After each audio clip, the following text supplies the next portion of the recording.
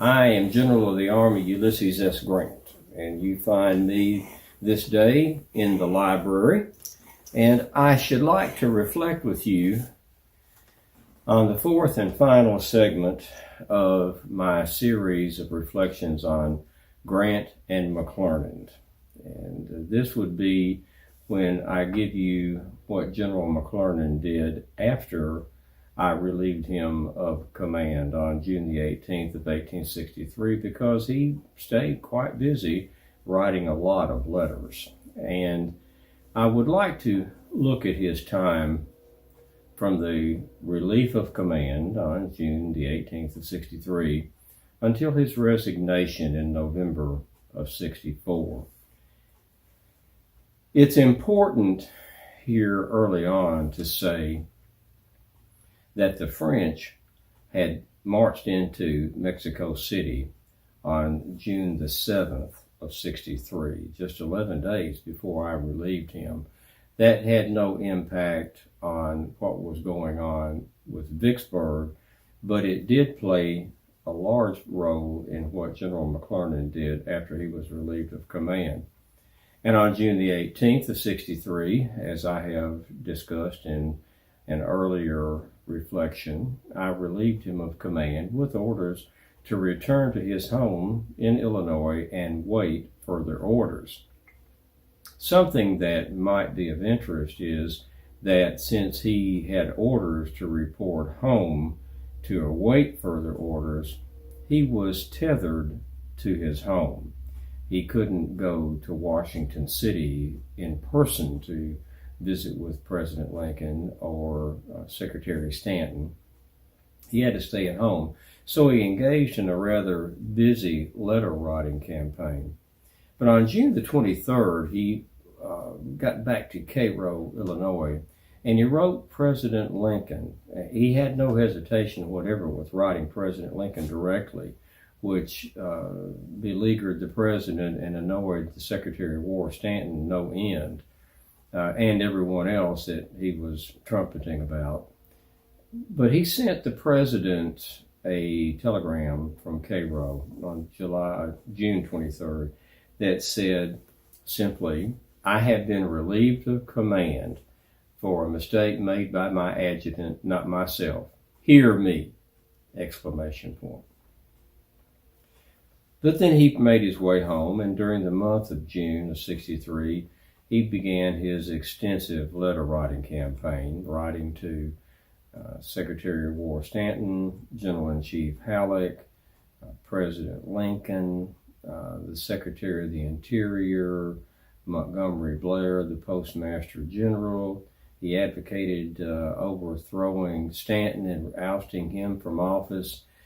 Very, very busy man, and also consistently writing the president, asking for a court of inquiry, first demanding that it look into everything that the two of us had done from Belmont through Donelson, Shiloh, and all the way up to June the 18th of 63. The president kept either ignoring him or telling the Secretary of War, Stanton, to tell him, I can't do anything at this time, I'm not going to do anything at this time, and always trying to keep him at an arm's length while never telling him for a long time the matter is closed.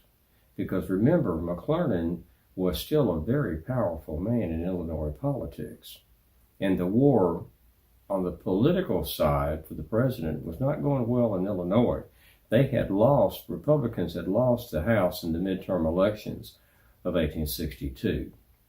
And he's very concerned about doing the political tango in the Midwest to maintain a coalition to go on with the war, because the peace Democrats were becoming stronger with the midterm elections, the war dragging on, not coming to a resolution, and they're clamoring for a settlement with honor. And the president wants a victory, a surrender. So in July, General McClernand wrote the Secretary of the Interior and said, being a Western man myself, perhaps we can form a coalition and oust the Secretary of War and take my case to the president. And he approached Montgomery Blair, the Postmaster General, and pressed with him, ousting Secretary of War Stanton and replacing him. I wonder where he thought that was going to go. But in August of '63, he wrote President Lincoln and Governor Yates. Governor Yates is then writing a number of letters to the president, entreating him put General McClernand back in command, back in the field. He is a stalwart son of Illinois, praising him. He really needs to be in command, notwithstanding being removed. He should be back in command. And this is a Republican governor approaching, haranguing the president and advocating for General McClernand to be put back in command in the field. And the president is patiently not responding, or if he responds at all, through Secretary of War Stanton. He again asked President Lincoln for a court of inquiry, bringing in officers to investigate the activities of myself and General McClernand. And President Lincoln told Secretary Stanton to advise General McClernand, no, that was not going to happen, because it would take too many officers out of the field for that court of inquiry, that those men are desperately needed in the field to conduct the war. We can't do it. But then he added an elastic clause, and he said that if at any time it should become possible to get these men out of the field, then we will bring them in. So he was trying to appease General McClernand rather than anger him and tell him, just be quiet, this is a lost cause for you. Yet he strung him along in a sense. In October of '63, he again writes President Lincoln, President Stanton, Secretary Stanton, Governor Yates, and then he approached Andrew Johnson, who's in the Senate. And he wants Johnson to approach the president and advocate for him. Now, he never heard from Andrew Johnson. Andrew Johnson was on the periphery of this dilemma and was not about to thrust himself into a problem that was not his. So General McClernand never heard from Senator Johnson. In November of '63, General Nathaniel Banks, another political general, is directed to invade Texas, and he goes all the way down to Brownsville, Texas, there on the coast, and takes control of the area. The Confederates are too weak to resist him. And so now the 13th Corps, McClernand's old command, is involved in that, and they are strung out from Brownsville, Texas, all the way up the Gulf Coast to New Orleans. The 13th Corps is scattered over a wide area, and it's changed commanders since McClernand has left. Napoleon Dana is now in command of it. But the president is extremely concerned. He's worried about what the French are going to do, because Napoleon III is posturing about supporting the Confederates, hinting that he would even go into the war with the Confederates, and they're all along the Texas border. They're in Mexico and squeezing toward Louisiana, and it really worries the president. He's already avoided a war with England over the Slidell affair, and saying one war at a time. He doesn't want a war with France in Mexico. So he wanted a strong federal presence there in the Department of Texas. And I opposed that. I opposed Banks going into Texas. I wanted those men for myself to take more territory and defeat the Confederacy. But General Halleck told me it's a political move the president must make. It's international relations. So you're not going to stop this. Best to remain silent on it. And I took his counsel. In December of '63, General McClernand, still in Springfield, Illinois, because he can't leave, he's under orders to wait for orders, which he hasn't gotten yet. He writes Senator Lyman Trumbull of Illinois, and he asks him to approach the president and advocate for me, or rather for him, to get a command, but to be put back in the field. And Senator Trumbull says yes, he'd speak to the president, and he did on a number of occasions on the behalf of General McClernand. In the letter writing campaign to Senator Trumbull, General McClernand suggests that he bring up the idea with the president of the creation of a separate department of Arkansas and Louisiana in the Trans-Mississippi. Now, Banks is in Texas, Brownsville, coming around all the way to New Orleans. But McClernand is actively suggesting a separate department in that area of Arkansas, Louisiana, with, of course, him in command of the 13th Corps, his former Army of the Mississippi, as he has so grandly named it. And he was going to be in command. That never got anywhere. He is also even more anxious now to get back in command, because he's being bandied about, has been bandied about, of being a candidate for governor, because Yates is going to have to run again, and he's a Republican. But McClernand gets the information that he was not actively considered for the governorship because he's under a cloud with the being relieved of command. So he is extremely anxious to get this matter resolved. And Trumbull sends him a letter and says the president has said if he can, he's going to find something for you. And again, perhaps that would be Lincoln stringing him along and just trying to keep him in the political fold and supporting the war effort, because he is a supporter of the war effort. He's not a peace Democrat. And the president is giving him hope. And McClernand at this time, though, is so disgusted and aggravated that he sends a resignation letter in a letter to Trumbull saying, I think I might as well just resign. And he also, in a snit, sent the same letter to Secretary Stanton. Now, the president has decided that he's going to send McClernand back into the Army with a command in the field.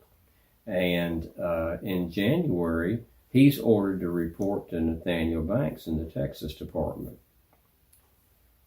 Ironically, though, that letter that he angrily sent just a while before got to the secretary at the same time the secretary is issuing him orders to go to join Banks in Texas. And he rather dryly contacted Senator Trumbull, and rather dryly says, which one should I entertain? The orders to send him to go back to the war with General Banks in Texas, or accept the resignation letter that he obviously wrote when he was angry. Trumbull said, do not accept the resignation. Writes a letter to McClernand and told him what he's done. And he said, you've been put back in the field, and I told the secretary, ignore your letter of resignation. Don't do that kind of thing anymore. Leave it alone. You're back in the Army. So in January 23rd of '64, he is ordered to report to General Banks in Texas. Now, President Lincoln has done this for many reasons, but with McClernand in mind, Lincoln is thinking of these issues. He lost the Illinois State House in the midterm elections in '62.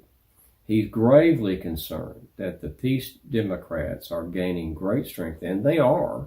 They got the support of much of the northern press. And he's afraid he's going to lose Illinois, which would be possibly a death blow to his campaign for re-election. And the election, this is January, the election is coming up in just a few months in November. By putting McClernand back in office, he appeases McClernand, or back in command, I should say. He appeases McClernand, and he'll get Democratic support because McClernand is a very powerful man in Illinois politics, and indeed in the Midwest with Iowa and Indiana. He pleases Governor Yates, who is a Republican, so it's a win in every direction for the president. He gets the Republican support through Yates. He gets Democratic support through McClernand. Also, he helps to put fire on that peace movement that's burgeoning in the Midwest and in the North. He also accomplishes a couple of other things. He puts two political generals together, Nathaniel Banks and John McClernand, both men with no military experience, yet with high military rank and command, and they're both in Texas, far away from the D.C. arena. And he's hoping to get McClernand out of the political issue altogether, particularly in the international political realm, although it didn't quite go that way for the president. Also, he can appoint McClernand to command without angering me. He puts great distance between myself and what I am doing in the Western Theater and McClernand down in the Trans-Mississippi Department of Texas Theater. It's two political generals, same department, great distance from Washington, out of the way, backwater, not much activity, and McClernand is silenced because this avalanche of letters to everybody in Washington will stop because McClernand has a command back. On February the 12th, though, he wrote yet another letter to Lincoln, and he wants to have just a court of inquiry for himself. He's realized by this time that pushing for an investigation of me, I am the winning general in the war. Lincoln does not want to anger me or cause any difficulties with me. And he's not going to have a court of inquiry to let this matter up. So McClernand has sensed this and wants to have a court of inquiry just for himself. He's thinking, he's realized, well, if I just want them to look into what I have done, then I'm more likely to get a court of inquiry. So he's already been ordered to move to Texas, get back in command, and he's still sending letters to the president. At this time, I raised the issue yet again to move on Mobile, to capture Mobile, Alabama. And I was told that's not going to happen. The president is focused on the issue with the French in Mexico and the Texas border, and France coming into the war on the side of the Confederacy.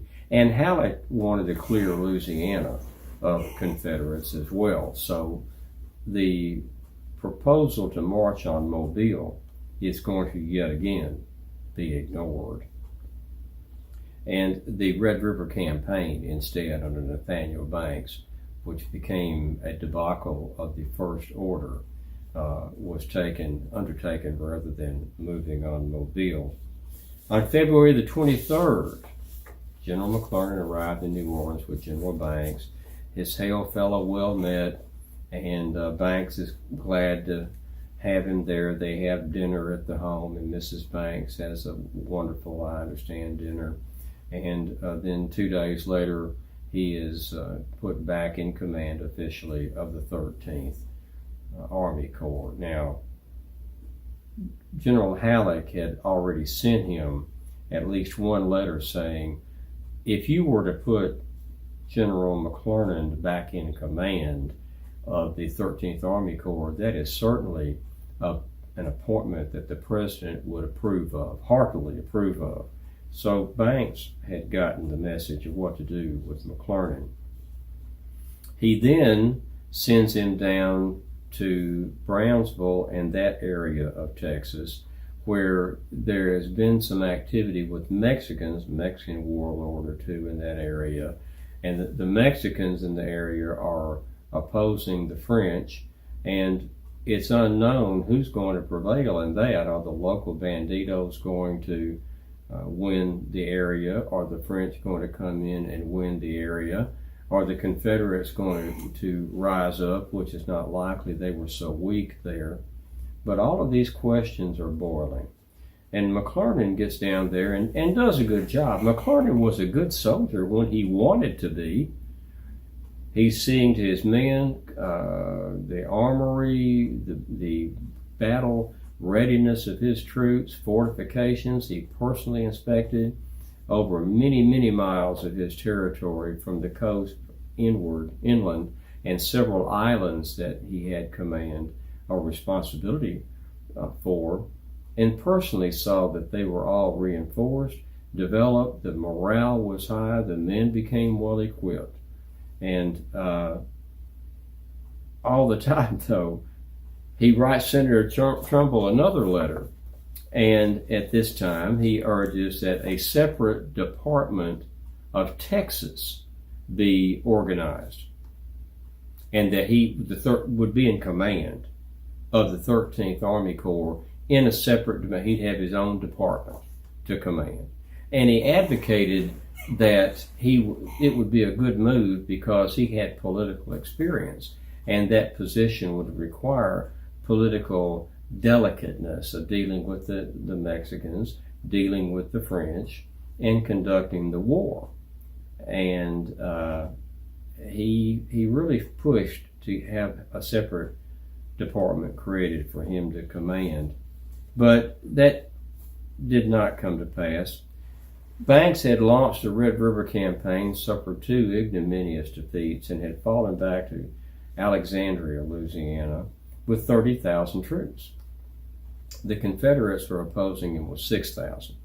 So he's got 5 times the number of Confederate troops attacking him. He calls for McClernand to come from the Brownsville area back up to Louisiana and take command of the 13th in the field, which he does. And he becomes outraged because, as I said, Banks has got 30,000 men. 6,000 Confederates are holding him at bay. And he is very concerned, even afraid, that they're going to attack and defeat him. Banks is corked up and not moving. McClernand wants to attack, and Banks won't do it. McClernand then begins writing against Senator Trumbull and saying that Banks was an incompetent and pretty much a fool and should be replaced. But at the end of that particular letter, he said, but I exceed my authority. I'm saying things I should not have said. But he didn't erase or delete them. He still sent the letter. But at this time, General Halleck is wanting, and I too, are wanting to sack Nathaniel Banks. And we talked about it, and we couldn't. I wanted to get rid of him, but General Halleck pointed out, if you get rid of Nathaniel Banks, then you're going to put the next in command, who is John McClernand, in command of that Department of Texas, that huge section of the Trans-Mississippi Theater. So, as bad as Banks was, if you remove him, you got McClernand, and that that simply was not going to happen. The issue was that Halleck had said that Banks was almost as bad, almost the worst political general he had to deal with. The only other one that gave him as much trouble was David Hunter. So Nathaniel Banks was able to hang on to his rank. The 1st of May, McClernand has been ill with malaria.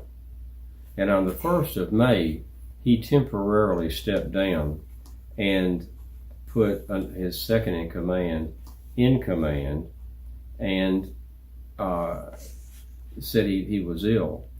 A few days later, he asked General Banks if he could move his headquarters or move himself into town out of the field in a tent, and Banks gave him permission. But on May the 10th, Nathaniel Banks actually stepped down from command and said that he was too ill to serve, and he turned over command of the 13th Army Corps and went back to Illinois to recover.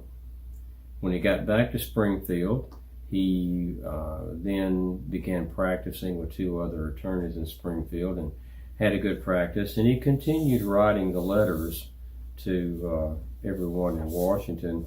He actually wrote another letter and proposed to Secretary of War Stanton that he establish yet another military district that would be just the Mississippi River from St. Louis to New Orleans, and along the river it would be garrisoned by the 13th Army Corps with him in command. That, of course, did not happen. In October and November, he actively supported General McClellan as the Democratic candidate for president, running against President Lincoln, which I think is a bit of irony because you've got one general, McClernand, who has been sent home to await further orders. He did get a command back, but now he's back home because of health, actively campaigning for another general who in November of '62 was sent home to await further orders, who hadn't gotten any further orders yet. So he campaigned heavily for General McClellan. McClellan lost and then took his family to Europe. On November the 23rd, since he couldn't get back in a command, his health had also bothered him, impeded him. He wrote a letter of resignation, and he said that he felt that he could do more good if he was being paralyzed in the Army and not able to do what he wanted to achieve in the Army, then he could do more good for the cause. And he was sincerely dedicated to serving the cause.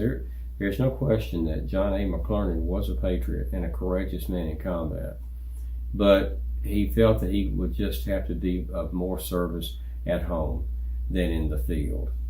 And in part, he said one sentence here, or 2 sentences, I think noteworthy.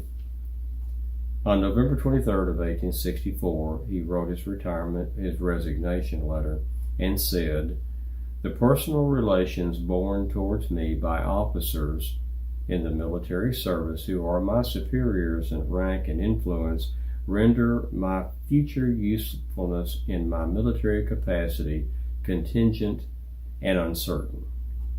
My retirement from military service would relieve them and me from further embarrassment growing out of these actions."